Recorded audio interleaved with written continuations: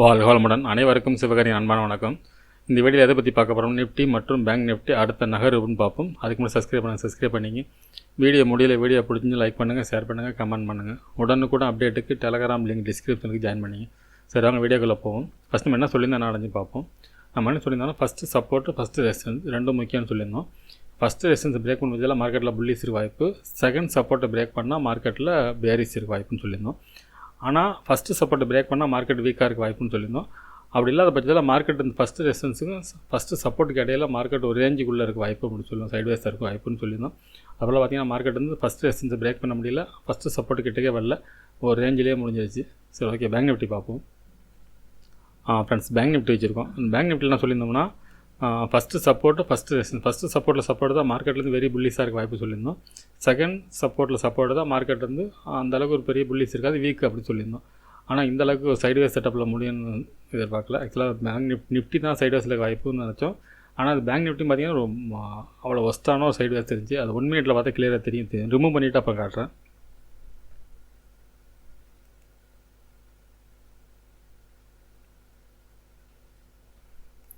இப்போ ரிமூவ் பண்ணிவிட்டேன், 1 மினிட்டில் காட்டுறேன்.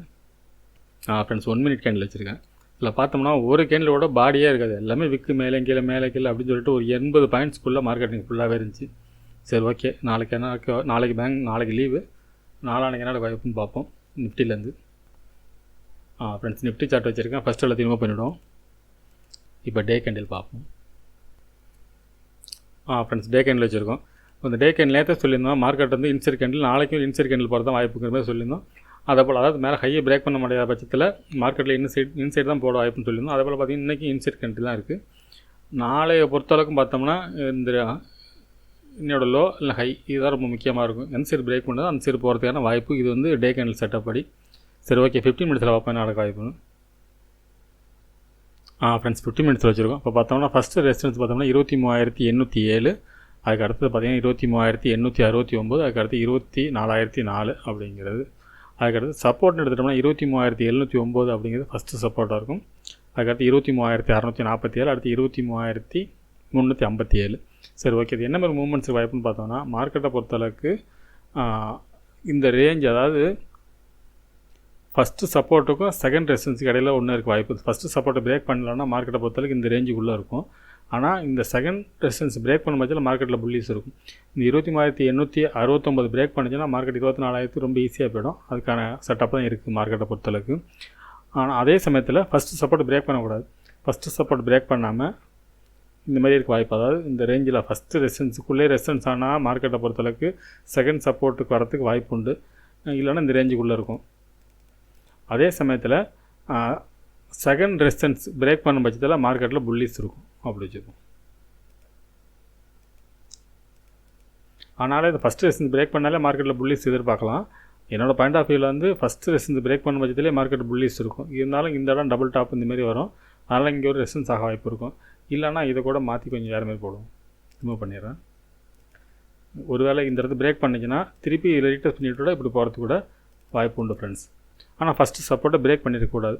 ஒருவேளை ஃபஸ்ட்டு சப்போர்ட்டை பிரேக் பண்ணிச்சுன்னா மார்க்கெட்டை பொறுத்தளவுக்கு ஃபஸ்ட்டு சப்போர்ட்டை பிரேக் பண்ணிச்சுன்னா மார்க்கெட் வந்து ஃபஸ்ட்டு செகண்ட் சப்போர்ட்டுக்கும் ஃபஸ்ட் ரெசிஸ்டன்ஸுக்கு இடையில சைட்வேஸ் இருக்கிறதுக்கான வாய்ப்பு அதிகம் ஃப்ரெண்ட்ஸ். அதே சமயத்தில் செகண்ட் சப்போர்ட்டை பிரேக் பண்ணால் மார்க்கெட்டில் ஃபால் இருக்கும்.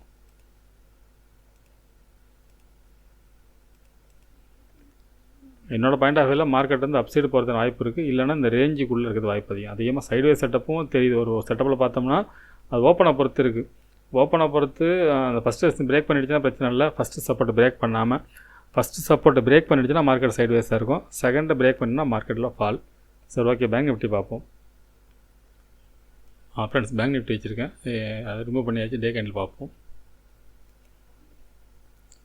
ஃப்ரெண்ட்ஸ், டே கேண்டில் வச்சுருக்கேன். டே கேண்டில் பார்த்தா இன்சைட் கேண்டில் தான், அதில் புல்லிஸ் போகிறதுக்கான வாய்ப்பு அதிகமாக தெரியுது. இந்த கேண்டில் பொறுத்தவரை ஹையை பிரேக் பண்ண பட்சத்தில் ஒரு பெரிய புல்லிஸ் கொடுக்கறதுக்கான செட்டப் தான் தெரியுது. மார்க்கெட்டை பொறுத்தளவுக்கு ஒரு பெரிய மூமெண்ட்ஸ் இருக்கிறதுக்கான வாய்ப்பு அதிகம். இந்த செட்டப் படி பார்த்தோம்னா ஃபாலாகோட அப்சைடு போகிறதுக்கான வாய்ப்பு தான் இந்த டே கேண்ட் செட்டப்பில் தெரியுது. 15 மினிட்ஸில் பார்ப்போம் என்ன நடக்க வாய்ப்புன்னு.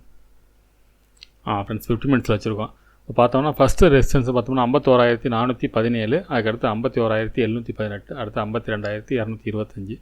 சப்போர்ட் எடுத்துட்டோம்னா 51,118, அடுத்தது 50,609, அடுத்து 50,194. சரி ஓகே. இது என்ன மாதிரி மூமெண்ட்ஸ் வாய்ப்புன்னு பார்த்தோம்னா, ஃபஸ்ட்டு ரெசிஸ்டன்ஸ்க்கு மேலே மார்க்கெட் வந்து நம்ம புல்லிஸ் எதிர்பார்க்கலாம்.